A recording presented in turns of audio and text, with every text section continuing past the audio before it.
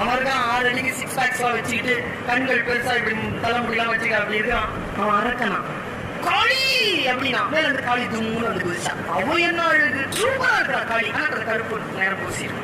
என்ன வேணும் உனக்கு? நாளைக்கு நானும் ஆதிபராசக்தி போரிட போகிறோம். ஆதிபராசக்தியை நான் கொல்ல வேண்டும். எனக்கு உபாயம் தான், ஆயுதம் தான். அவசரமா போனா ஆதிபராசக்தியை கொல்ல முடியாது, என்கிட்ட ஆயுதம் கிடையாது மறைச்சிட்டான். உடனே கையை வெட்டி போனான். ரத்தம் சுட்டுக்க வந்தான். என் மக்கள் இப்படிலாம் செய்யாதடா, எனக்கு லாஸ் ஆகும், நான் செய்யாதடாங்கிறான். நீ சொல்லல நான் செத்துருவேங்கிறான். தொழுத்திருக்க போறான். காளி சொல்றா, ஆதிபராசக்தியை கொல்ல முடியாதப்பா, எப்படியாவது தா அப்படின்னா உடனே சரி அப்படின்னா ஒரு உபாயத்தை தரா. வானத்திலிருந்து இறங்குவாள்ல, இறங்கும் போது அவளுக்கு எதிராக எந்த ஆயுதத்தையும் தூக்காத. அவள் இறங்கி வந்து நின்ன உடனே அவளுக்கு முன்னாலே கெட்ட வார்த்தை பேசு.